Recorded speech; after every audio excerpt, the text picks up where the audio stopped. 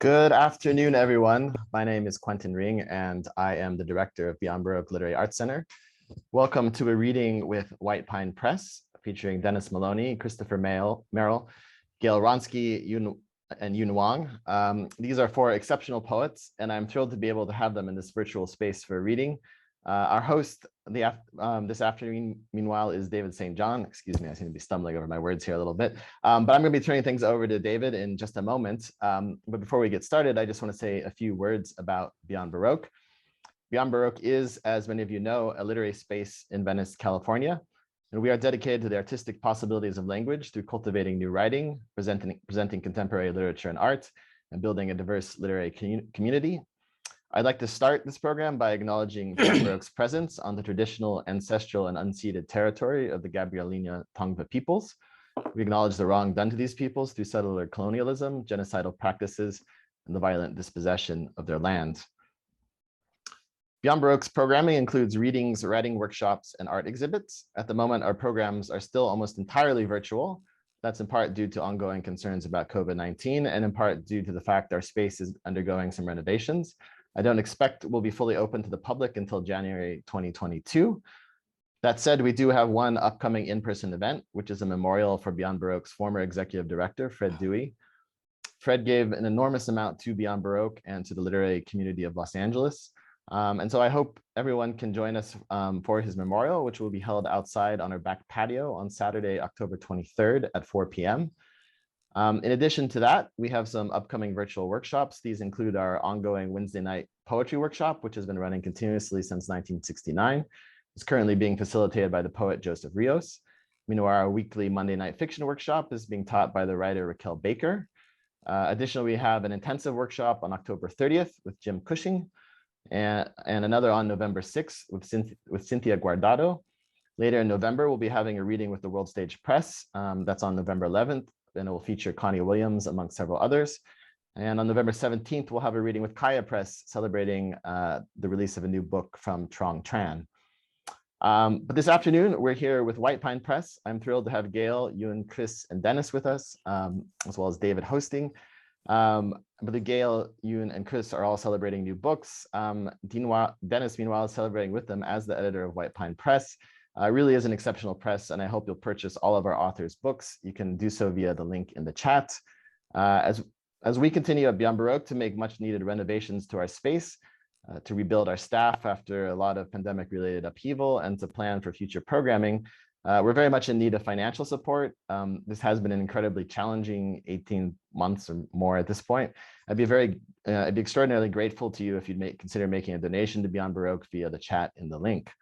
I also wanted to give a special thanks to our operations manager, Jimmy Vega, who's sort of running things behind the scenes, and to our programs intern, Angeline Keck, for all her work on supporting this program.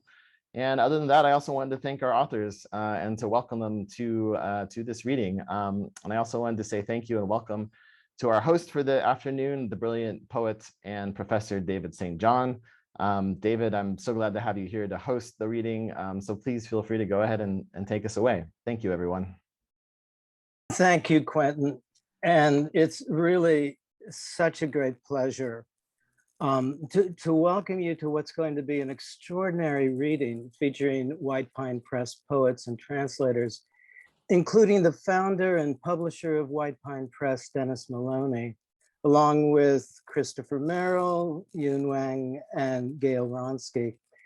Today, we're also celebrating the launch of two new books from White Pine, The Book of Mirrors by Yun Wang and Under the Capsized Boat We Fly by Gail. And for Gail's book, it's really the second launch for many of us.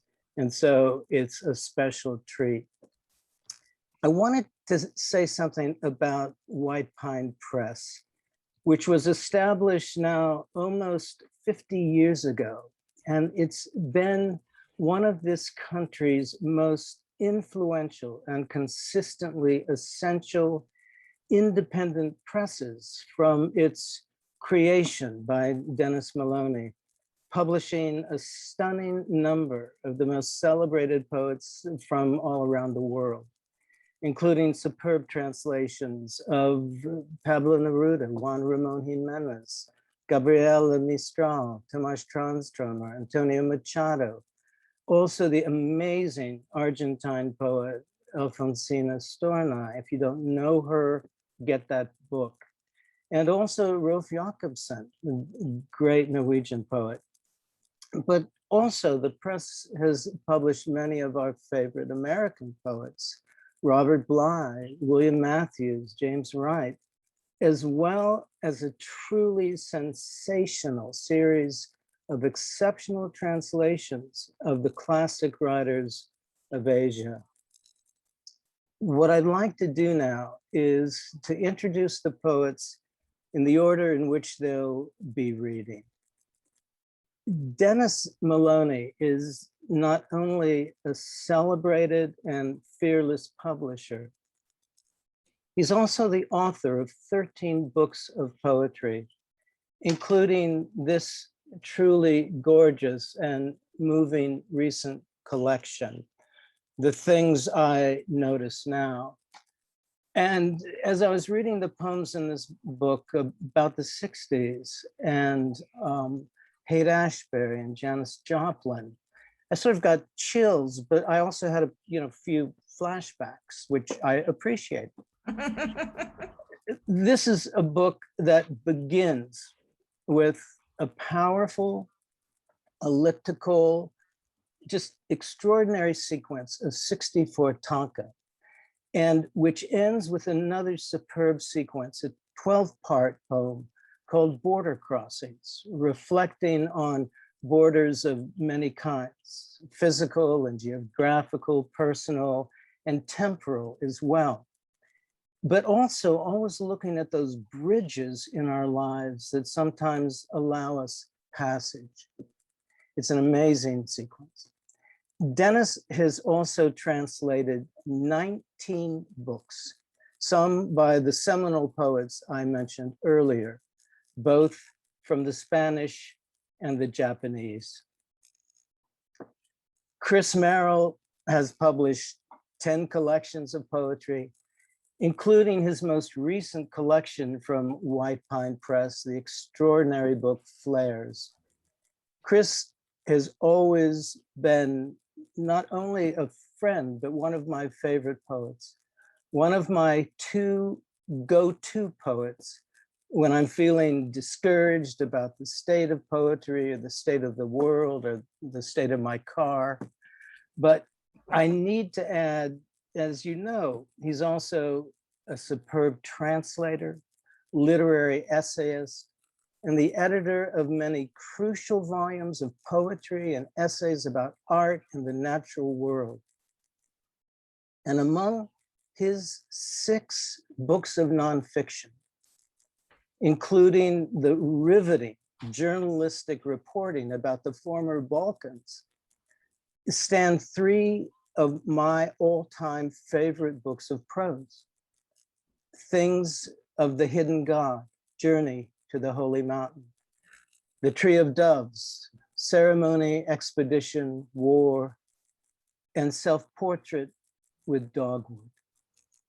Whether writing poetry or writing prose, no one in this country writes with his exquisite combination of worldly experience, moral subtlety, and lyric meditative ease. Yun Wang is the author of the just released book, The Book of Mirrors, which is this book.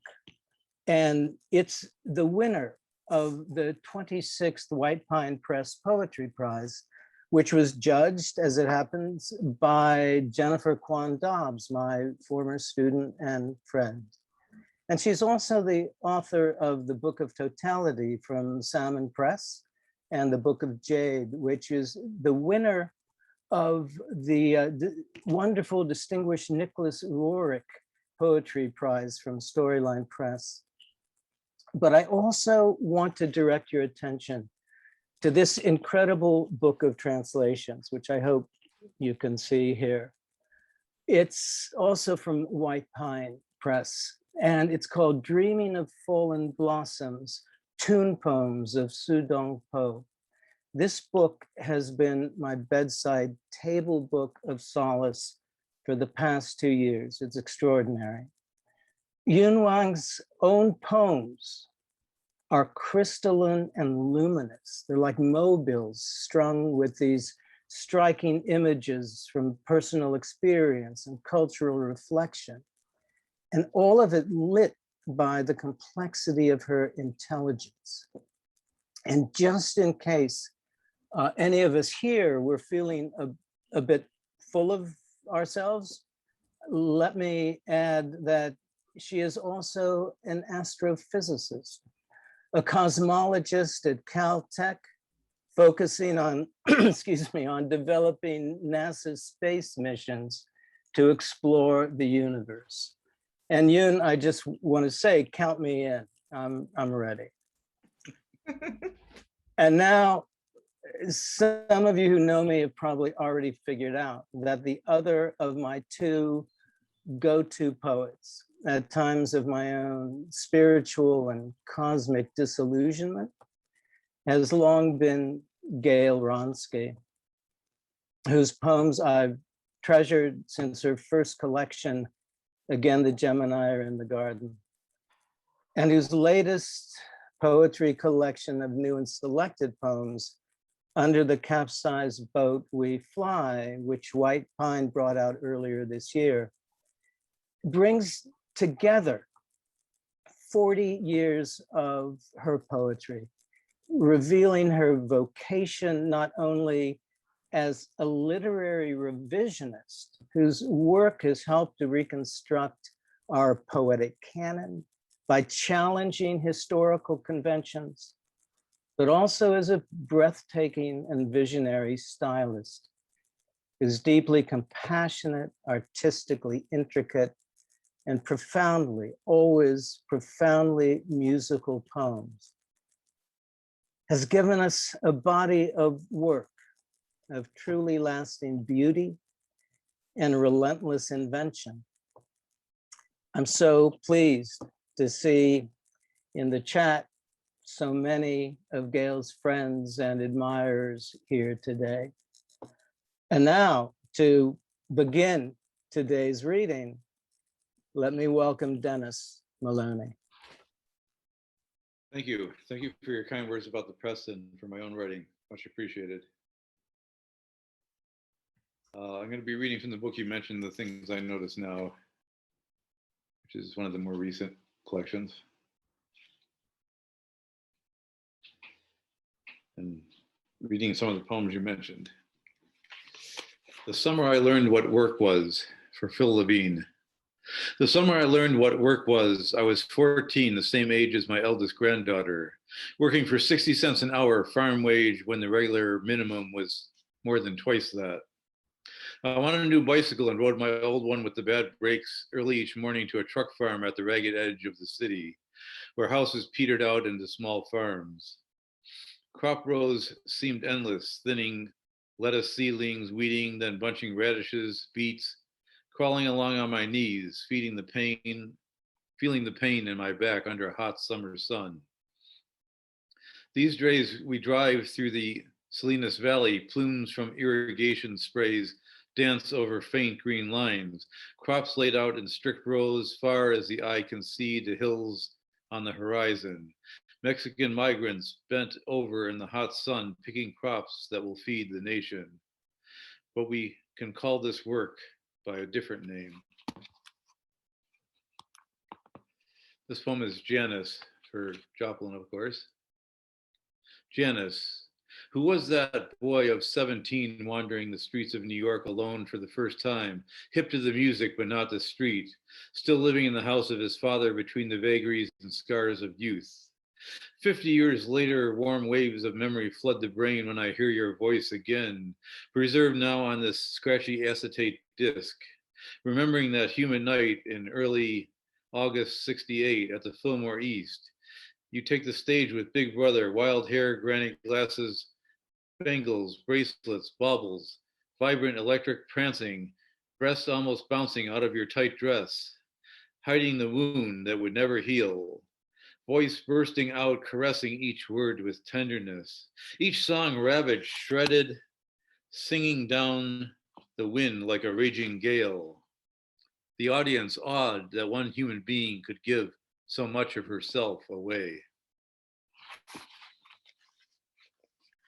This one is a letter to James Wright, who was a favorite poet of mine when I became a poet. I didn't start writing until college.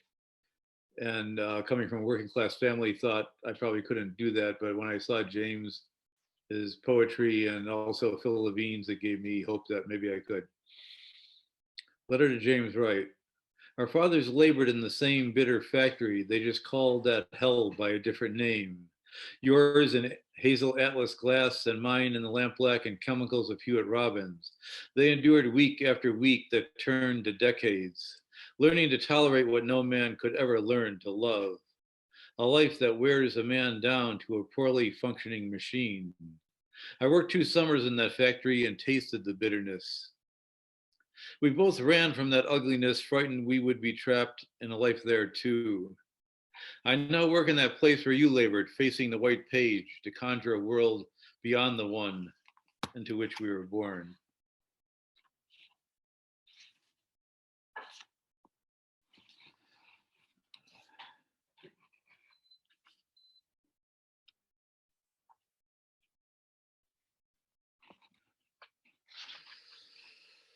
This one's for a poem for out there.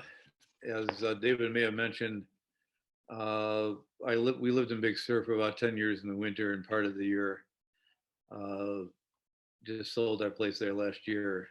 But our canyon had a fire a few years back. This poem's entitled After the Fire, for our neighbors who lost their homes in Sobrani's fire, which was started by an illegal campfire. 1. A few sparks from an illegal campfire ignite a hot summer and years of drought that explode into a raging inferno. A wall of fire overwhelms and devours 50 houses in our canyon. After the fire, we stayed away out of respect for the fire and our neighbors who lost everything. The artist, a lifetime of journals, studio, finished and unfinished work. The musician, guitars, mandolins, decades of musical notation. Others, the usual household contents, artwork, and moments of a life. Joni Mitchell sang, "Cause I've seen some hot blazes come down to smoke and ash," speaking about a human relationship. But here the land is scoured by fire, hills layered in ash, trees contorted in shades of gray, black, almost white, looking like a sudden snowfall in mid-August. Now they sift through the debris, what remains of a life, sparkling shards of glass glittering like jewels. 2. It was months later when I first walked the scarred area with a friend who had lost almost everything. The winter rains had washed away the ash and nature began to heal as it always does. Grasses and wild flowers returning, leaves on the few surviving trees. Tibetan monks spend weeks meticulously constructing a mandala from thousands of colored sand grains that will be dismantled and sand swept into the sea. The monks intoning impermanence, impermanence. When you are empty, wait.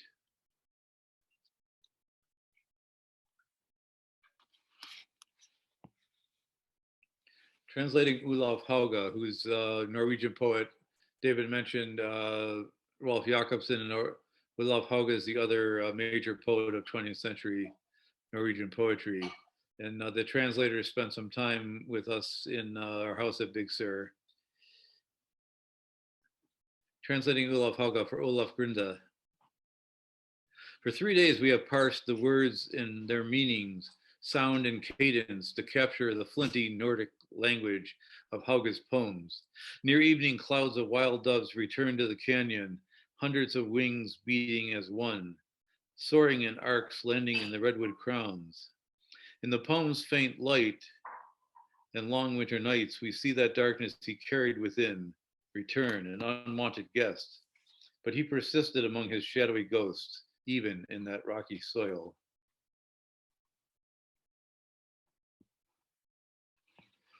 Single journey ticket, and this is from a trip to China some years back.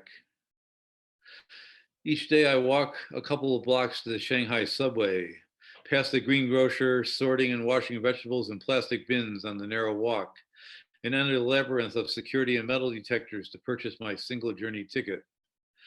Shuttling under the city in tubes of light through dark tunnels to the street markets and bazaars of Yuyang Gardens, or to stroll the promenade along the Bund, surrounded by 19th century European architecture.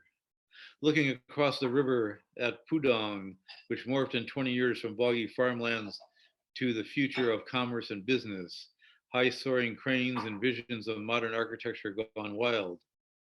Never knowing when our single journey ticket may be subject to abrupt cancellation.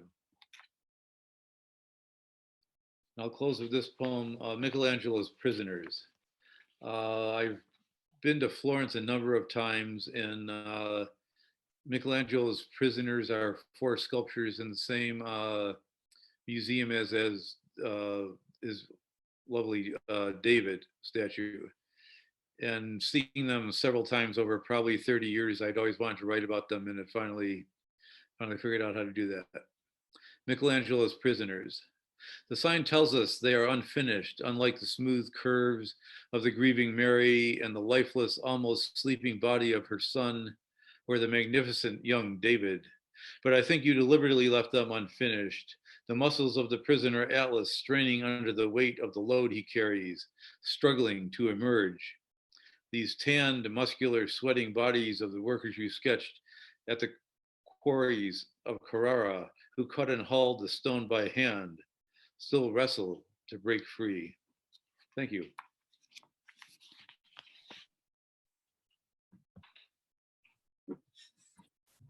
Thank you, Dennis. I am so touched and honored to be here with such a distinguished group of poets, but particularly with my longtime publisher, Dennis Maloney, and my longtime friend, David St. John. Thank you for the kind words, David, and thank you, Dennis, for believing in so many of us poets over the years. I thought I would begin by reading a translation. The first book that I published with Dennis was a book of translations by the late Slovenian poet Aleš Debeljak, and this is the last poem in that book called Anxious Moments. Your story's simple. You won't see many loved ones when you return like an otter surfacing in a lake to catch its breath. You won't find words for short greetings, the season's unsuccessful missions, white phosphorus lighting the passion in soldiers' eyes, a distant whistle on steep hillsides you never climbed, children's cane baskets floating silently across a river basin. The way you have a constant burning pain, the constellations discovered in a premonition, Oriental love songs, the disappointment of everything we were and will be. Believe me, this is your story. Later, I'll tell it again, only better. Alesha left us far too soon, but one of the many gifts that he gave me was a taste for traveling in his part of the world, in the Balkans. And for many years, I wrote prose books, as David mentioned, about these travels, covering the war in the former Yugoslavia, traveling to the holy mountain of Athos in northern Greece and the like. But at a certain point when I realized that I would be traveling a great deal on cultural diplomacy missions for the State Department, I realized that I wanted to write something a little bit different than travel logs. And so what emerged was this new book that David mentioned, Flares, consists of 80 prose poems that I think in one way or another are a kind of a secret account of the travels that I undertook. And this is one from about the city of Prague. It's called In the City of K. The sky blackened, and I was halfway across the square when the heavens opened with lightning, thunder, sheets of rain. A tram slid off its tracks. A car alarm sounded. Sirens blared by the castle. In the doorway of an antique shop was a woman smoking in a white blouse and black pants, framed by gold-lit windows displaying pocket watches, amber bracelets, glassware. When I entered, she said, "You cannot stay here." "But the storm," I said. "It is the rule," she said, ushering me out. I pressed my back against the wall for protection. The street was flooding. The driver of the tram shook his head. Lights flashed from the cameras of the tourists across the way. By now, I was completely soaked. The shop girl took a drag. "Thank you," I said. "It is the rule," she repeated. And I also wanted to read a few poems from prose poems from the work that I did with the late Marvin Bell. Dennis and his wife, Elaine Lamantina, one of the great book designers of the day and editors, kindly published the first of what we had thought would be 3 volumes of a book called After the Fact. Postscripts and Postscripts was that the first incarnation of the book. We went on to write a second one called If and When, and this is one of the prose poems that comes from that book. It's called Samangan, and given the debacle of the American withdrawal from Afghanistan in the last couple of months, you can see why I might want to read such a piece tonight. Samangan. What are the odds of surviving a high-speed head-on collision on a rural highway in Afghanistan? All I knew in the moment before a taxi passing a truck veered into our car was that it would hurt. My hosts, believing the Taliban would not disrupt our journey to a pre-Islamic shrine in Samangan, had advised me to wear a light green shalwar and kameez, pajama-like trousers and a tunic. Hence, the man who pulled me from the car thought I was Afghan. A crowd had gathered, which suggested how long I had been knocked out, and they were yelling at the taxi driver. Both cars were totaled, and both of my hosts had broken their arms. A doctor from our group was cradling an unconscious boy whose fate we would not learn. What did I know? Where the Hindu Kush meets the Central Asian steppe, Buddhists carved a monastery in a hillside, which the Mujahideen later used as a base in their fight against the Soviets. The walls and ceilings of the caves were black with soot, but they had survived the Taliban, unlike the Buddhas destroyed in Bamiyan. Our guide, accompanied by a guard armed with a Kalashnikov, knew less about the stupa than the doctor, who drove me through a sandstorm to a hospital in Mazar-e Sharif. The Taliban's spring offensive was about to begin, and after an attack on Kabul, with suicide bombers and gunmen killing or wounding hundreds of men, women, and children, its Department for the Prevention of Civilian Casualties warned drivers, quote, to follow all traffic rules, close quote. A sense of humor goes a long way in a war zone. And I wanted to close by reading the 2 last entries that Marvin and I wrote in what would have been the 3rd book, Here and Now. We finished 14 and 15 prose pieces apiece, and here's Marvin's. Shy. I admire the facility with which you talk easily with the famous and accomplished. Upon meeting me for the first time, my mother-in-law said to Dorothy, "He's shy." Later, I would be gregarious among an international cast of military people for whom I arranged visits to museums because there wasn't much to say. I always felt at home conversationally among workers and sales clerks. Among the famous, however, I clammed up, exiting the elevator with a into a Manhattan apartment to spot Abba Eban talking with Barbara Walters, and elsewhere in the room, Andy Warhol, George Plimpton, and others of like stature. I headed for the kitchen to sit silently with the drunken Tennessee Williams. Taken to a party at Mark Rothko's, I spoke to no one. I have been remembering the deep silence of the Rothko Chapel in Houston, where I sat among his framed color fields, unable to put aside the fact of his suicide, hence unable to converse with the paintings. I come from a town where there was neither satire nor irony. You could call our talk blunt. It took up the times and the occasions without nuance or even asides. Given the way it was, I grew silent. What began as shyness became refusal. I became a counterpuncher. The other person had to start. I would like to believe that Rothko's color fields added to his life, that they are not essentially lonely and despondent. Writing to the New York Times, he said, "We are for the large shape because it has the impact of the unequivocal." He recommended that viewers stand as little as 18 inches from his large canvases so as to experience intimacy and the unknown. Sitting in the Rothko Chapel, I thought the artist's color fields not shy, but wary. And the last one that was completed is mine. It's called Untitled Black on Gray.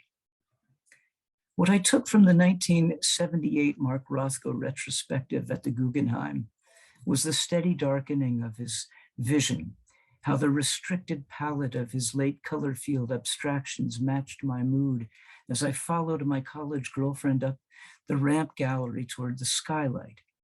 S was an art history major in search of a topic for her thesis, and I was hoping she would not betray me when she went home for Christmas. Frank Lloyd Wright's joke on New York was where I grasped two basic truths: that I would lose S, and that Rothko's words, "The people who weep before my pictures are having the same religious experience I had when I painted them," would shape my writing life. When S called on New Year's Eve to say she had met someone, I drank myself into oblivion night after night. It was so cold that winter in Vermont that pipes laid 6 feet underground burst, and it was 20 below when I set out one morning to pick up S at the Burlington airport. My car jerked downhill as if I did not know how to use the stick shift. The emergency brake had frozen, so I left it at the gas station to thaw and hitchhiked north in my windbreaker, sockless and hungover. S did not speak on the bus ride back, and I shook uncontrollably. Nevertheless, in the spring, when she was unable to begin her thesis, I agreed to write it for her, arguing that the progression of Rothko's work made his suicide inevitable. Thus, in Black on Gray, 1970, which dates from the last year of his life, I found evidence in the different shades of black atop a gray rectangle that he would soon cut an exit for himself from the tyranny of the blank canvas. S got a B+ for what I produced in 3 days, an Easter miracle, I joked, which did not save our relationship. Tragic experience, Rothko said, is the only source book for art. S went on to marry my best friend. And the penultimate email that Marvin sent me, in that I could see he was already working toward writing a companion piece to that, a reply of sorts about something that had gone wrong for him very early in his life. His final email to me just simply said heartbreaking, and that's how I feel about him to this day. Thank you so much for your attention.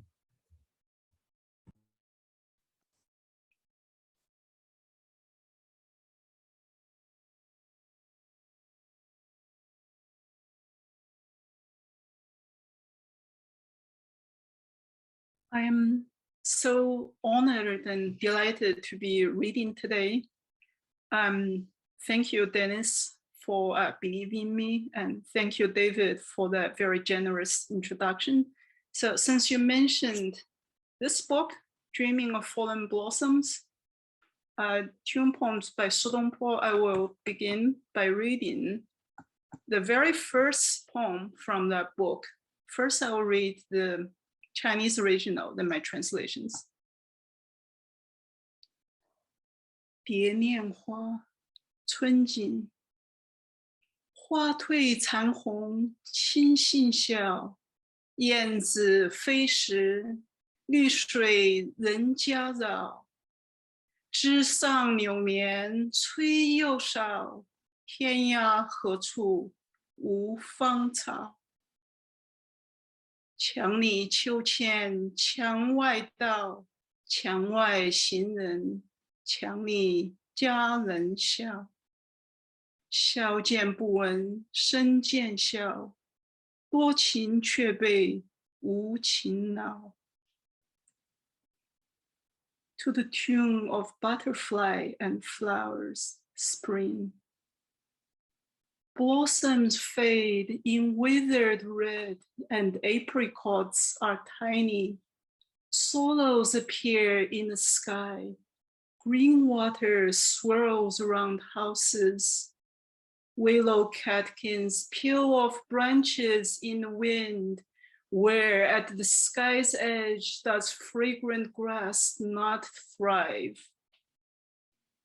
Behind wall is a swing, beyond wall is a trail, beyond wall a traveler passes, behind wall a girl laughs.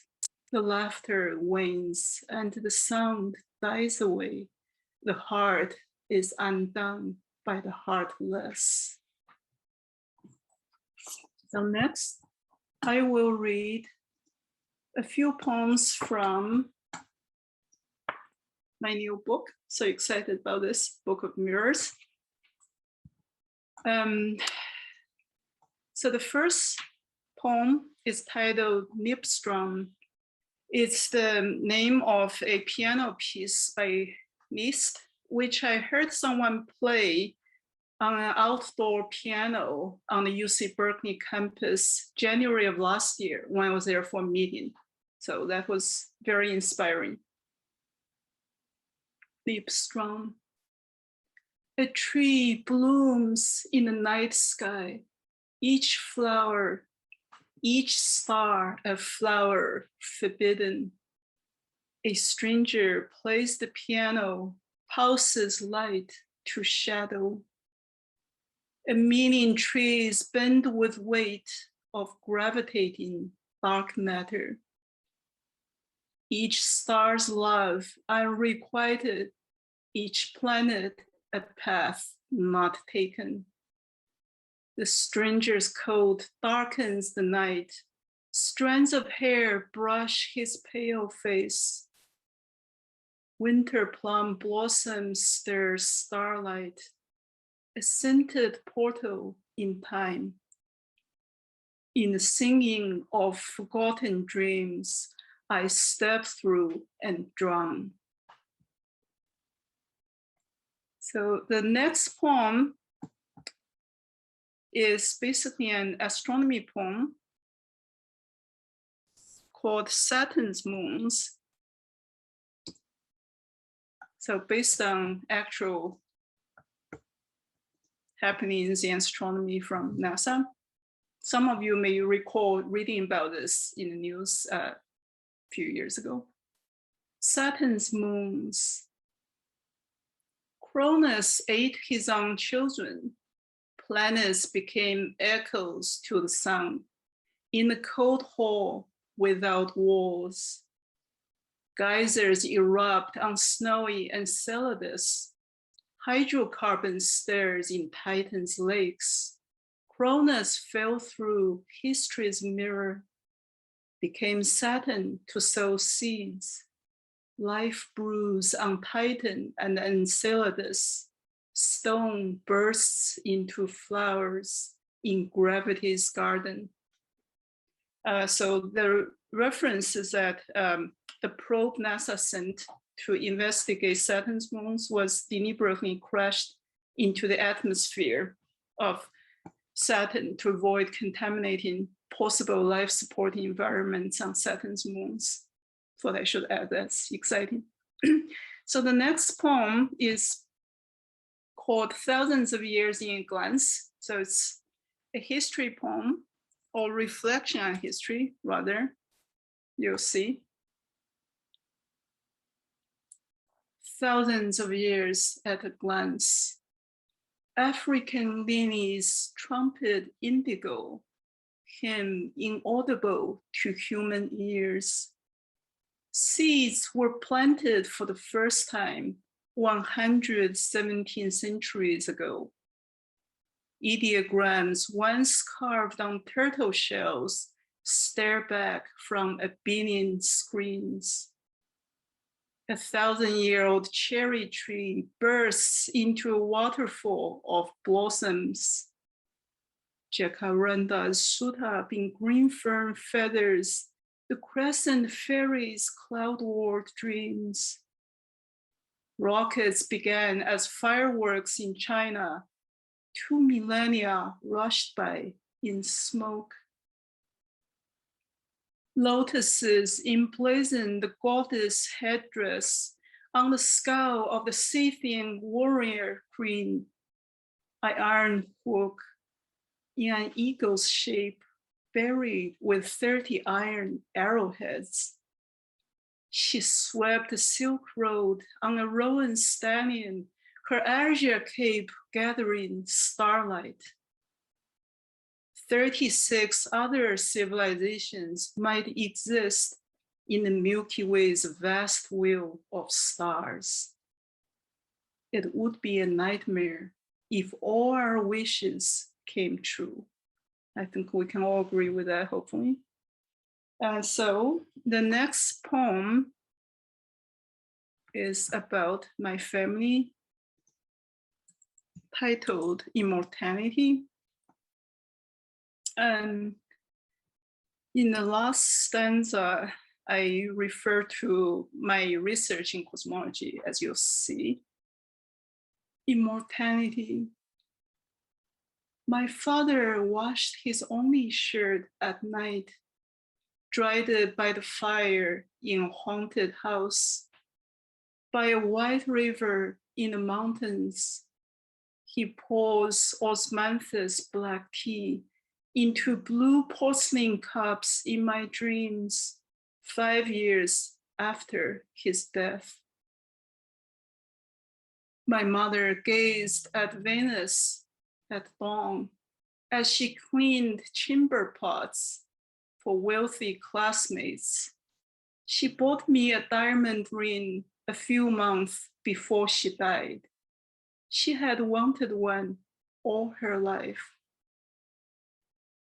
I watch peonies of white clouds bloom in a Maya blue sky, contemplate the filaments of galaxies and the voids they frame. The universe expands. My son promises to build me a spaceship. I will end with 2 more poems. One about my trip to Ireland. So that was exciting a few years ago, and end with a short prose poem that's autobiographical. Let's see.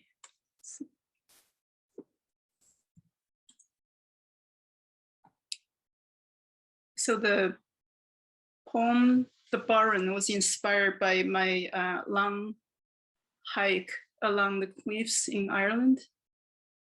So those of you who visited, will recognize the backdrop.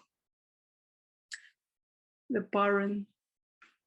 The creamy pony gallops towards me on the way to the hilltop cemetery. 1,000 years of gravestones surround black bones of a forgotten church. Dogs bark and someone rustles in the grass. Beyond the sunlit landscape, the sea grays. Waves crash into cliffs and bloom, hundreds of feet into the air. Unnamed wildflowers whisper my name. My heart freezes on the deserted trail. Vertical cliffs swab the sea. A vast bow stretches into the horizon. No ship on the horizon, no one waits for me. I saw it all in the pony's green eyes. The vintage hugs a river cascade, dropping hundreds of bolts of silk. Along the forest canopies crack, a little stream reflects fuchsia foxgloves. A tree daisy watches with 10,000 eyes. My swan dream turns into a butterfly. Heed not the call from the sea. Cliff-hung wildflowers cup moonlight. So the last poem I will read is appropriately titled The Butterfly.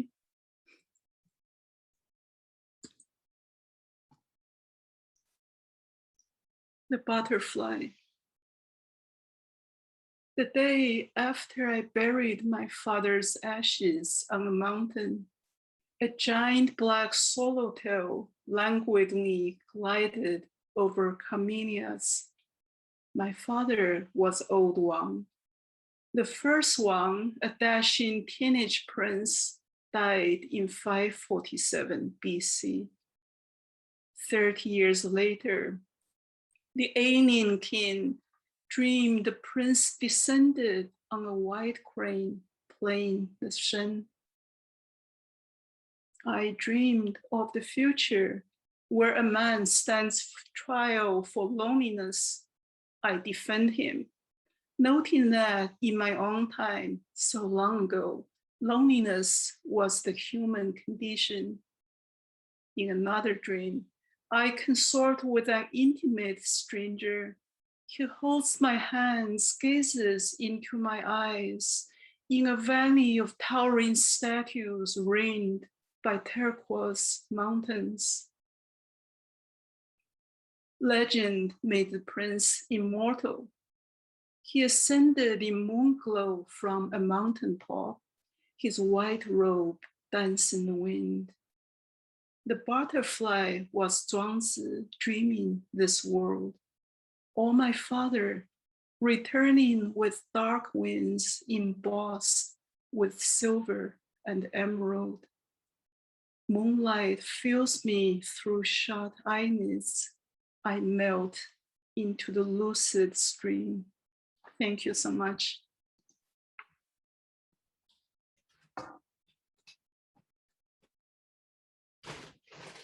Wow, just wow, right? Amazing. These have been amazing readings, and I'm so thrilled to be part of this great group of poets, these white pine poets. David, thank you for your fabulous introduction, and thank you to Quentin and Jimmy and Angeline for hosting this. Thank you all for coming. And thank you especially to Dennis Maloney for publishing my new and selected poems. It's just such a milestone. It means so much to me to have this book in print. I'm going to start by reading a poem that Chris might recognize from a poetry workshop back centuries ago. That's the thing about a new and selected, you get to read like old stuff. Parting. My ugly new love lost his first wife in the bathtub. Now I'm going blind. I can imagine only the distances. An archangel tickles my shoulder with flame. In another few years, he will ask for my phone number. Ask what you like. What I like is simply the notion of parting at death, of seeing in darkness, of wearing an afterlife dress and escaping forgiveness. I'll recover if you point to me forever and whisper cadaver. Of course, that's not vision. I lie like a sunbeam, amazed at the edge of the page.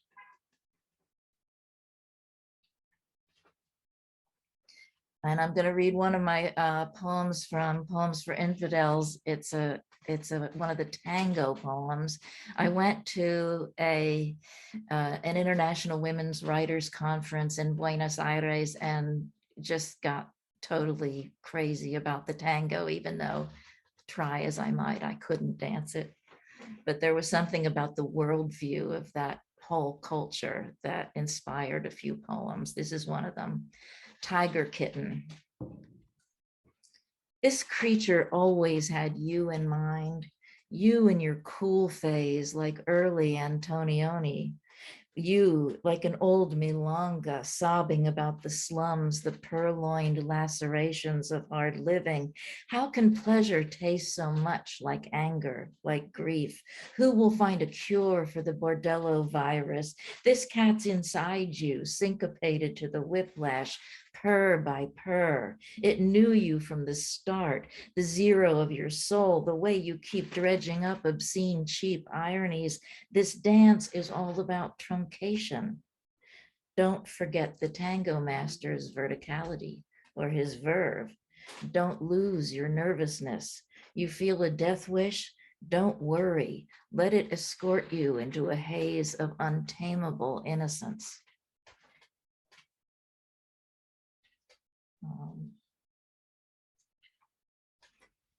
Long before I was a poet, I worked in a hospital. As I say in my poem, I was a nurse, but actually I was a nurse's aide. An ornate encounter. In my guerrilla youth, I worked as a nurse, washing the angry bodies of the newly born one day, combing the long, almost ephemeral hair of the not yet dead the next. What is the present? A Chinese opera, billowing with red gold silk, a stage where all things are born simultaneously and simultaneously bathed with history and future. The place I walked earlier. Once again, Faustino, I'm dancing with you to the anachronisms of Fandango. I don't know whether anything progresses, but it's here, our Baroque moment, gathering panache inside this ocean, this plaza, this crevice in the sky's pale blue acoustical shell, librettos and chrysanthemums and eternity's slow opening.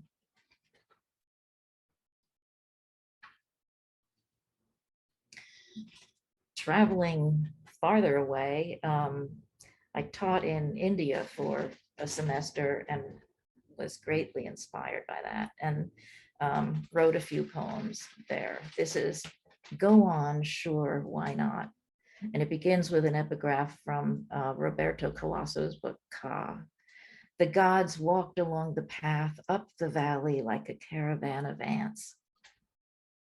My beloved black bamboo seems wrong today, here next to the live oak on my terrace. Though as I say that, I know it's what I've said every time I've arrived at this precise moment, before I pause, then notice a tribe of red ants stuck like dried blood bits in thin cracks in the oak bark. To go on at that point always seems an inadequate description of what it is we do when Brahma wakes. Even living fails to describe this inhabiting of eternity in which we pause occasionally to and insist upon staking claim to an aesthetic point of view. One wants to be singled out. At the same time, one wants to be hidden in a thicket of sharp black leaves, to be nothing but a pair of orange eyes without the human burden of self-awareness, pure fear, pure hunger, pure procreant urge, pure thoughtless push. When Hamlet says, "My thoughts be bloody or be nothing worth," he's thinking too of the grave, where there is no thinking blood, no bloody thinking. And two more. These are both from the new section of the book. The Petty Infinite. The jasmine by my studio is flowering. Oh, simple life on the surface of the planet, my writing limbo oscillates before it. Then the other plants begin to waken up and the ground perks up. I'm a mad woman living in the midst of such profound activity and such smallness. Let love take its chances here. Let love luminesce and mark time in this yellow mill wheel of days. We existed here, where the owl swayed on top of the swaying cypress tree. What did we want from each other? To die, having said it all. To win, having lost it all. One fragile about face from the stars.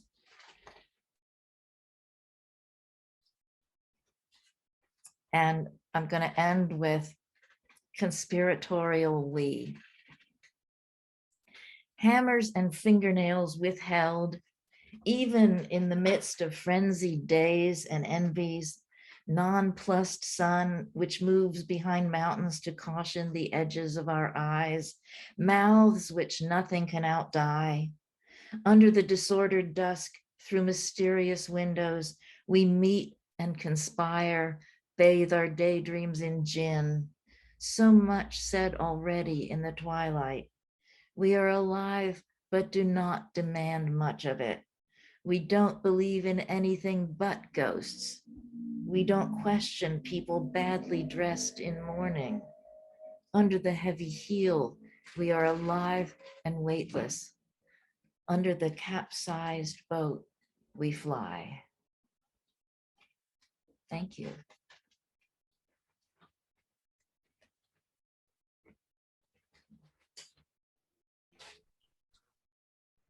Thank you, Gail. Thank you, Yun. Thank you, Chris. Thank you, Dennis. Let's give them a round of applause wherever you are.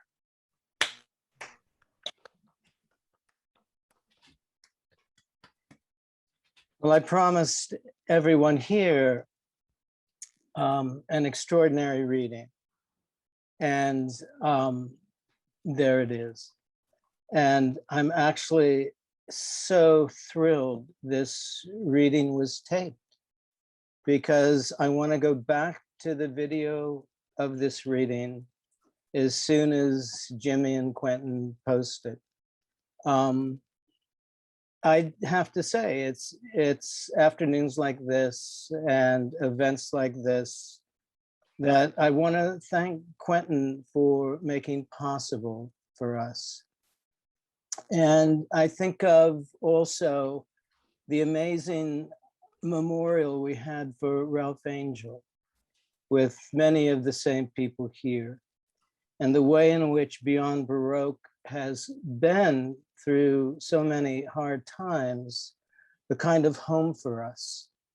And I just think that as a community, we need to support Beyond Baroque. We need to be there for the place and the people who have continued to be there for us.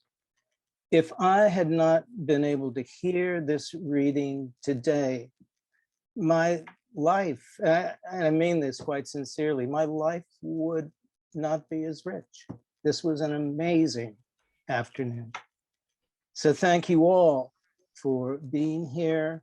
Please buy the books of all of the poets and just spread the word about these new books, about Flares, about the Book of Mirrors, about Under the Capsized Boat We Fly, but also about the full list of White Pine Press. Go to the site, look at what's there. If you don't know already, you'll be astonished. So once again, thanks to the poets, thanks to you all for being here today. Thank you, Bye-bye. David. Thank you. Thank you, David. Thank you, everybody. Thank you, David, for your kind Thank you. words. Thank you. Good to see you, Chris. And you, Gail, and you, Yeah. Dennis, and And you. Dennis. Thank you all. Yun, that was a fabulous reading. Just great. Amazing. Thank you. Your neighbors get to know each other. Yeah, I'm so honored to be in your company. I hope to meet all of you in person before too long. Yes, absolutely. Can Absolutely. I close with one poem before we head out? Yes. Okay, because Chris read a poem by Les de Beliac, who was a good Yes. friend of both of ours. And I was recently, this summer, I got to travel for the first time in over 2 years to Slovenia for a poetry festival. And this poem came out of that. Because of course, as Chris mentioned, Les left us way too early in his early 50s. By the triple bridges in Ljubljana, next to the square where the statues are not of kings and war heroes, but of poets and architects, the grandfather Perseron, who saved the language battered by history from empires of the day. Stepping into the twilight, I feel the presence of old friends and poets, Solomon and de Beliac, their ghosts drifting home, quiet as the evening. Linger with me just a bit longer. Thank you, Dennis. Thank And you. thanks for reminding us of Tomasz. Yeah. Beautiful. Chris also edited that book, one of our many collaborations. Thank you, Dennis. Beautiful. I'm glad to bring Tomasz and Alesh back into the conversation. That's a good way for us to close. Thank you. Thank you. Thank you all. Thanks Thank so much, you. everyone, for coming. And thank you again to the poets and to David. This has been wonderful. It's just an absolute treat. And of course, thank you to our audience, and thank you to Jimmy and Angeline as well for their support in the background. So have a good night, everyone, wherever you are. And thanks so much. So hopefully we'll be able to welcome everybody soon to Beyond Baroque, renovated theater and a patio, and be able to see everybody in person again. So take care. You too. Okay, bye. Bye-bye. Bye-bye. Bye.